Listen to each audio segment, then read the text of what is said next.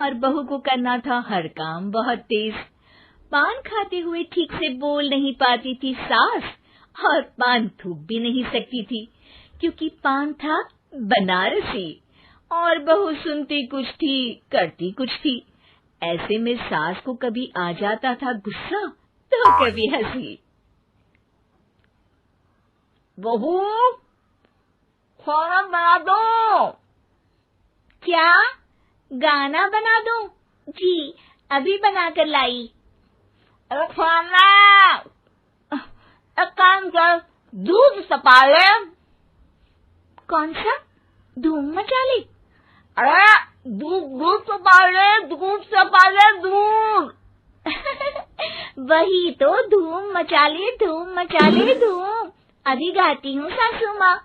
धूम मचा ले, धूम मचा ले, धूम धूम। सास परेशान होकर ठीक से बोलिए ना। फूक लूंगी, रुको थोड़ा। कह रही हैं ठोक दूंगी, रुको थोड़ा। अरे हम मेहमान हैं आपके यहाँ, नाश्ता पानी की बात करने की जगह मारपीट की बात कर रही हैं आप। अरे नाश्ता तो करो। है क्या बोल रही हैं? रास्ता पकड़ लो। सब बेइज्जती है यार, दोनों सास बहू मिलकर डरा धमका रही हैं। अरे रुको सही, आंसू करके आई, पान निकालूंगी, रुको। क्या क्या कहना चाहती हो? अरे रुको भी, आंसू करके आई, पान निकालूंगी, रुको। बस इतना कहकर सास चली जाती है थूकने पान, लेकिन बहू से सास की बात का मतलब पूछ लेते हैं मेहमान। अब ये क्या बोल कर गई हैं? सुना नहीं? बोल रही थी रुको अभी चाकू धार के लाई, जान निकाल लूंगी, रुको। बस बहू की बात सुन के भाग जाते हैं गेस्ट, और सास का पान थूकना भी चला जाता है वेस्ट। अरे मेहमान किधर गए? भाग गए। आपने कहा था ना चाकू जान निकाल लेंगी। अरे बोला था आथू, चाकू नहीं, और पान निकाल लूंगी, जान नहीं। अरे तू मेरी गजल का रीमिक्स बनाएगी तो लोग कुछ का कुछ तो समझेंगे ही। अरे क्यों बोलती है बीच में? आपकी बात किसी को समझ में नहीं आती इसलिए। अरे तो पान रहता है ना जुबान पे। अरे खाई के पान बनारस वाला, लग जाता है आपकी जुबान पर ताला। माँ जी 1000 बार समझाया है, पान खाते वक्त चुप रहा करिए, बात का बतंगड़ बन जाता है। अरे पान पहले, मैं इतना रसीला पान कैसे थूक दूं, वो भी मेहमान के लिए।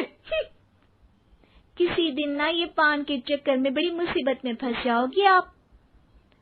लेकिन सास ने नहीं मानी बहू की बात और पकड़े रखा बनारसी पान का साथ। घर में घटती रहती एक जैसी घटना, सास बोलती दिल्ली पर बहू सुनती पटना। एक बार मोहल्ले में बन रही थी पक्की सड़क, जिसके उद्घाटन में आने वाले थे विधायक। सास और बहू भी वहां पहुंची, सोचा नजारा होगा देखने लायक। भीड़ में सास थी सबसे बुजुर्ग, संचालक ने बुला लिया उसको स्टेज पर आशीर्वाद के लिए, और विधायक जी थे मुख्य अतिथि, तो उनका भाषण रखा बाद के लिए। माँ जी, मोहल्ले में सबसे बुजुर्ग हैं आप, स्टेज पर आइए और नई सड़क के निर्माण के लिए आशीर्वाद रूपी 2 शब्द कहिए।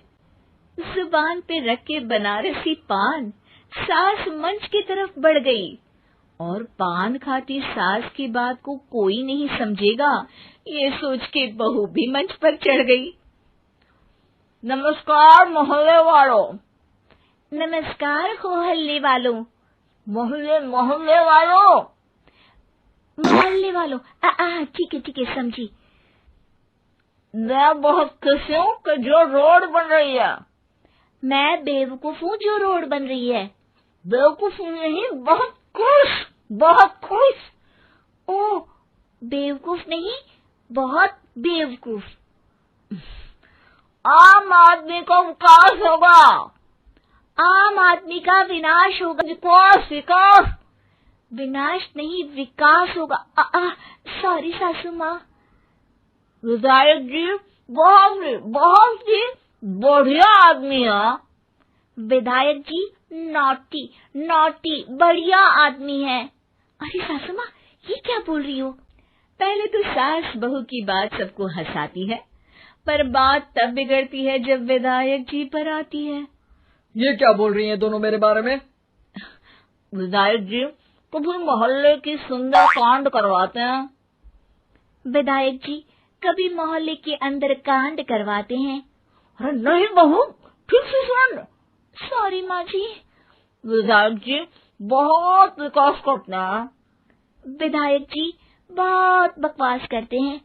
अरे यार बहू, मेरा मतलब विधायक जी सबके अच्छे के बारे में सोचते हैं। विधायक जी सबके कच्चे के बारे में सोचते हैं। माँ जी ये क्या बोल रही हैं आप? अरे ये क्या घनघोर बेइज्जती है मेरी, कोई रोको इनको। नेताजी का गुस्सा देखकर सास हो जाती है परेशान।